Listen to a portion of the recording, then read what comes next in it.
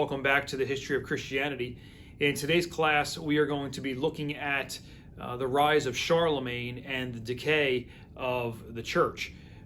Charlemagne was the first emperor of the Holy Roman Empire, and he issued in the short Carolingian dynasty. And we're going to be looking at his life and what he did and what his sons did in regards to the Holy Roman Empire. And then we're going to transition and then move to a look at the decay of the church as the church began to do things that they should not have been doing, the decay of the leadership, the decay of the popes, even to where there were numerous popes at one time. So we'll be looking at the decay of the church today. Stay tuned for the PowerPoint. Okay, class, Charlemagne and decay. Just some background and details of his reign. Charlemagne is the grandson of Charles the Hammer. Charles the Hammer had a son named Pepin the Short, and Pepin the Short had a son, and he would be called Charlemagne. It basically means Charles the Great. Christmas Day, 800 AD, Pope Leo III crowned Charlemagne, who was king of the Franks. He crowned him emperor. And this move created the Holy Roman Empire. So that's very important to understand and know that the Holy Roman Empire begins. It shows the alliance between the Pope or the Church and the political powers. Okay, so remember, Charles the Great or Charlemagne, he was a king, and the Pope is crowning him emperor.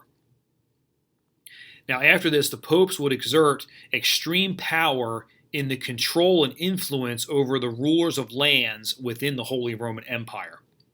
So as it continues on here for a little while, the popes would gain a lot of influence and power over political matters. This move by Pope Leo III gave a unified Christian society to Europe. So even though that there's different kingdoms and all of that, it draws the kingdoms underneath of the umbrella of the church. And this is what we call, and I'm sure you've heard of this before, this Christian society in Europe, beginning with Charlemagne, is what we call Christendom. Here's a painting by Kolbach, 1861, of the imperial coronation of Charlemagne. And you see the Pope getting ready to put the crown on Charlemagne's head. And even in this picture, you can just see you have all the ecclesiastical authorities over here behind the Pope. And on this side, you have the civil authorities. It looks like there's a soldier here and just different people on this side. Now, Charlemagne appointed political and religious leaders throughout his empire. Charlemagne had conquered the Saxons, who were barbarians, and enforced either baptism or be slaughtered. So obviously, many decided to be baptized. Many were baptized and forsook their false gods. The Saxons had an interesting belief that they believed that if they forsook their god, that their gods would forsake them.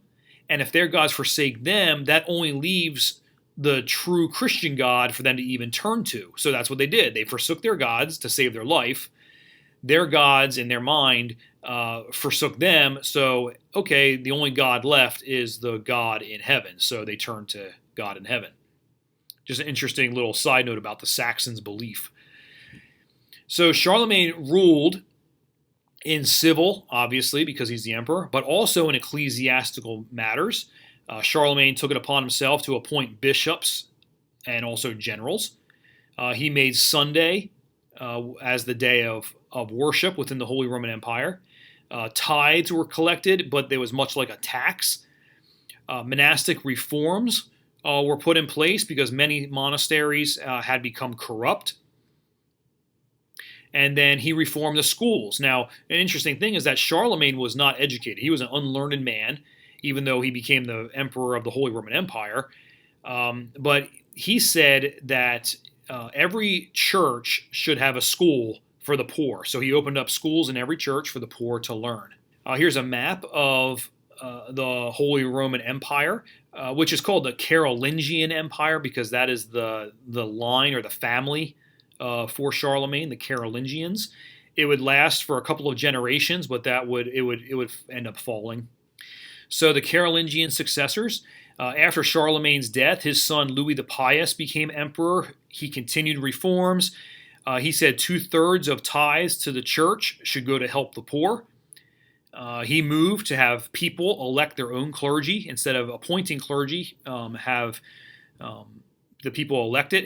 If clergy is appointed, a lot of politics becomes involved and even corruption, especially if you're appointing family members to those positions. And this is a picture of Charlemagne on the right instructing his son Louis the Pious. However, Louis the Pious, he ends up losing control of the empire to local rulers. They gain in power, and he starts to lose control of things. Louis's 3 sons, they each are given an inheritance of a certain portion of the empire each. They end up fighting bitter civil wars between each other, and the result, they divided the empire into 3 regions, and they each rule their own empire. So obviously that's not going to last. It's going to end up crumbling to the ground. External pressures weakened the Carolingians. There were the Muslims that were still harassing on the edges of the Holy Roman Empire, especially they're still harassing down there in Spain. The Magyars from the east are pressuring. Vikings from the north.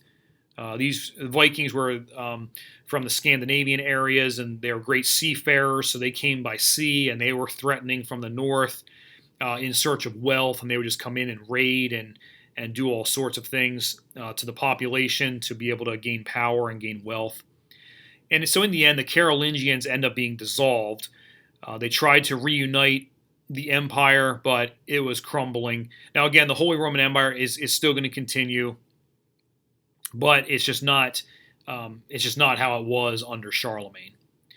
One thing that we do need to bring in here, because of the time period we're talking about, and it is the rise of feudalism. And so I just put there a note, wealth was in land and not so much money. They did have money, there were coins and all of that, but wealth was really in the land. If you had a lot of land, you were wealthy.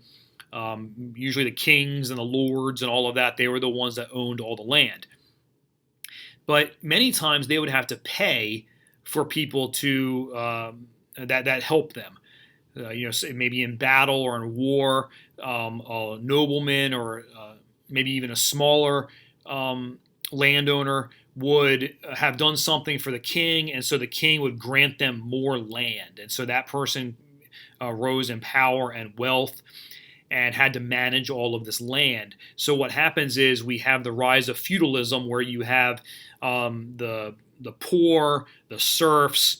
They're the ones that are working the land, and everything kind of goes up. So the lord of the land would get the produce from the land, and then it would just continue to go up and up and up until all the way to the king of the land. So it's this hierarchy that is set up that we call feudalism, and so it really starts to take root here, and it's going to last for centuries into the Central and High Middle Ages. Okay, so some theological concepts during the Carolingians. Schools, including theological training, flourished under Charlemagne. So again, the churches had to have a school to help the poor and educate the poor, but it wasn't just to help them read and write, it was to teach them theology. But what happens is we get different issues popping up, again, as people begin to think about theology and develop different thoughts. And today we look back and say, well, how could they even believe something like that? Well, the hindsight's 20/20. Back then, these were new thoughts, and they were beginning to be developed, and they were basically either accepted or declared as heretical. So this first thought we're going to talk about is called adoptionism. Elipandus of Toledo, who was a bishop in Spain, he developed this thought. He declared that Jesus was adopted by God the Father to be his son. And so in this belief of adoptionism, the human Jesus was just a regular man. There was a guy on earth, his name was Jesus, and just living his life. And God adopted him to have the spirit of Jesus placed in him. And so obviously we see now that there's an issue with this. And so Elipandus, he attempts to smooth the issue over by saying that God had two forms of sonship. There is one eternal sonship, which we would say is the second person of the Trinity, Jesus, who is eternal, the Son of God. But then there was this adopted sonship, this man that was adopted, and the Spirit of Jesus placed in him. So now we have two forms of the second person of the triune Godhead. Obviously, big issue. He's condemned, but he refuses to recant, and he ends up fleeing to Muslim-held territory in Spain. So adoptionism is condemned as a heresy. And then the other one that we're going to talk about here is predestination. And when we think of predestination, we immediately go to like John Calvin during the Reformation, or Calvinism. But predestination, it's in the Scripture. And so when we think of early theology, especially Augustine, he had ideas on predestination. Well, it pops its head up here in the 9th century. Gottschalk of Orbis, he basically is studying Augustine's writings. Now, Augustine was like 4 centuries earlier. He's studying Augustine's writings, and he determined that the church had swayed away from Augustine's ideas of predestination, and basically said the church needs to go back to this and this belief in predestination. John Scotus Erigena led the fight against Gottschalk and rejected Augustine's theology. Now, again, Augustine is a church theologian. I mean, a lot of doctrine stems out of Augustine's theology, and so now John is rejecting Augustine's theology. So there's a synod held, the Synod of Mainz of 848. Gottschalk is actually condemned as a heretic for saying we need to follow the doctrine of predestination that Augustine promoted. So he's then put into a monastery, and he's held there until his death. What's interesting is that Gottschalk's writing, he wrote on this, and he wrote a piece called On Predestination, and it was actually discovered in 1930, and we were able to then see exactly what he wrote about predestination. But the point is that here we have predestination being condemned, and this is going obviously to be a big issue later on during the Reformation, especially with John Calvin's theology. Okay, so the next theological concept we'll talk about here during the Carolingian time period is the presence of, that's supposed to be of Christ. Sorry for that typo. The presence of Christ in the Lord's Supper. Now there is a monk, Pacius Rodbertus, let's call him Rodbertus. He wrote a treatise called On the Body and Blood of the Lord. And in this work, he said that the bread and the wine are transformed into the actual flesh and blood of Christ when they are consecrated. And in his work, he actually said, quote, the very body born of the Virgin Mary, the very blood that ran at Calvary. So we see this work being the basis of what we would call transubstantiation. This transformation, is what Radbertus said, is mysterious. And it's actually separate from the worshiper's physical senses. So when he said that when the bread is consumed and the wine is consumed, it transforms into the actual blood and body of Christ, which is mysterious, and the worshiper is not going to know anything different. They're not going to all of a sudden feel that they're drinking human blood, like the taste of it or anything like that. It's still going to taste like wine. It's still going to taste like bread, not eating skin or flesh. So the doctrine of transubstantiation is being developed. Charles the Bald was skeptical of this, and he requested a good explanation. Well, Radbertus explained that the historical body of Christ is at the right hand of the Father. So this is what Radbertus said to Charles the Bald. He says, now Charles the Bald is in the lineage of Charlemagne. He says that the historical Jesus is at the right hand of the Father, just like the Bible says.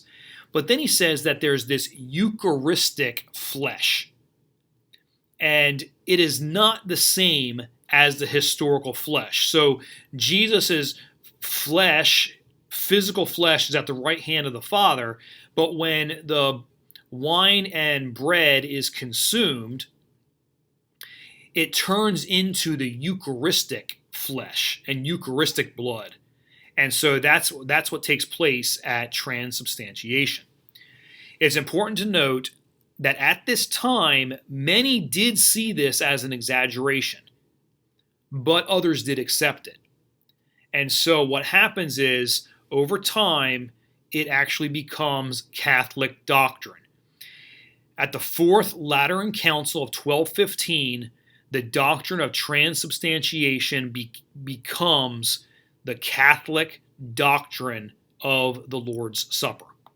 Okay, so this is the beginning portion of it, but it actually does become the doctrine in 1215.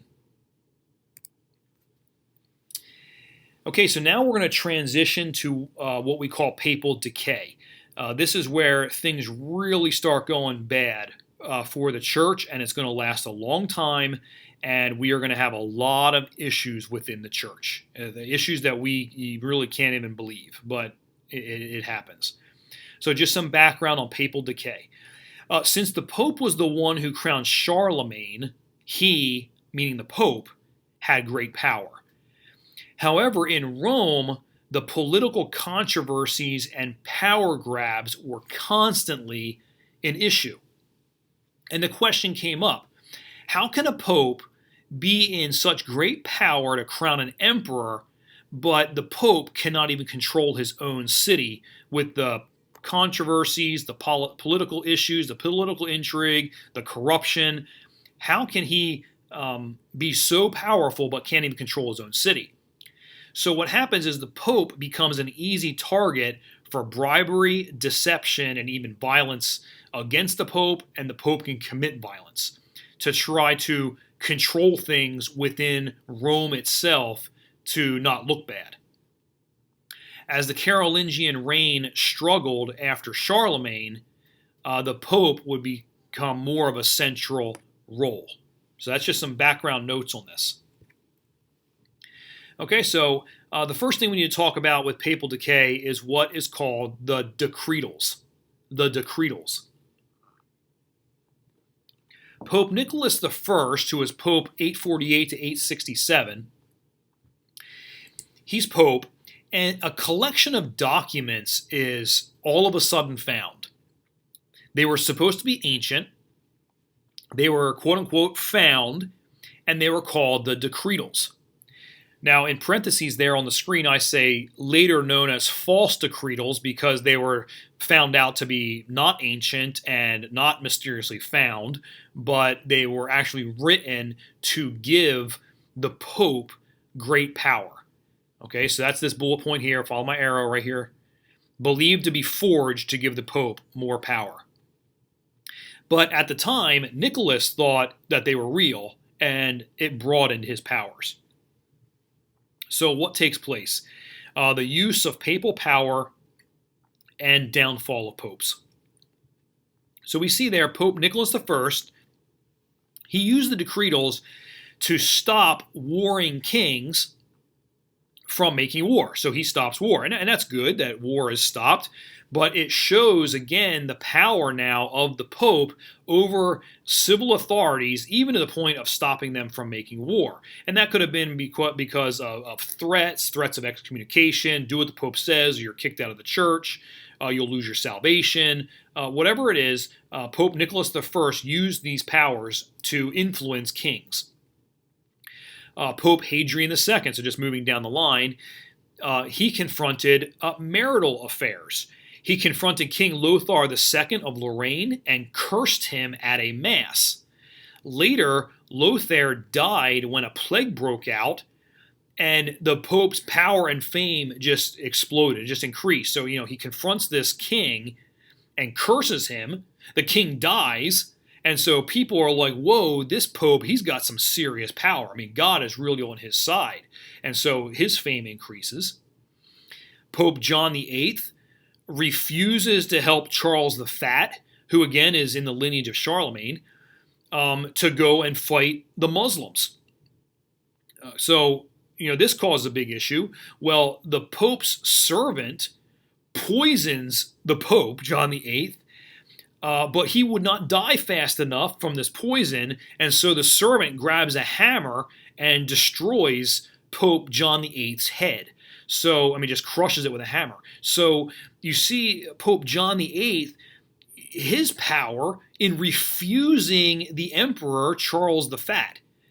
Just this idea that a pope can do this is almost like unheard of, but he does. It's the power of the pope over civil authorities.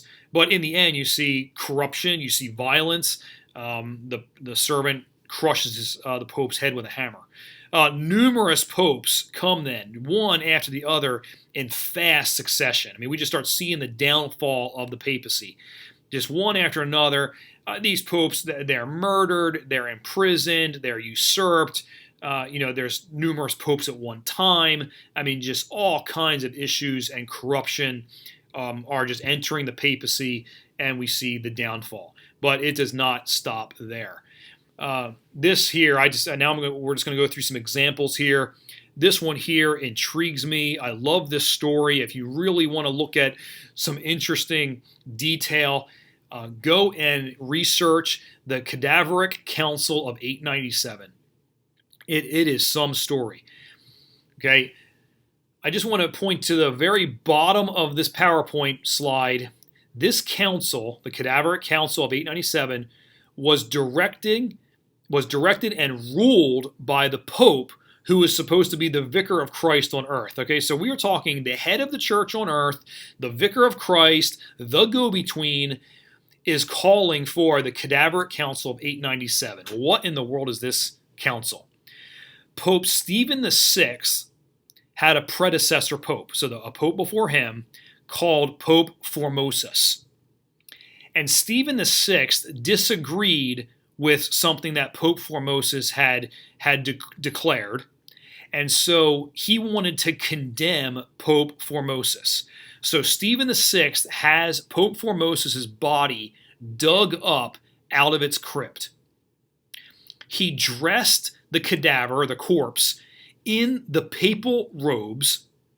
He put him on a chair and on display, and he has a trial, an actual trial, with the dead body dressed up in robes sitting on the chair for trial.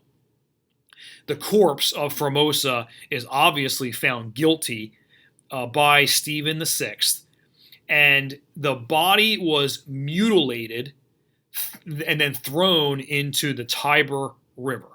Again, it's just almost unbelievable. This is the head of the church doing this to a previous head of the church. It's almost like, how can this be? But it does happen.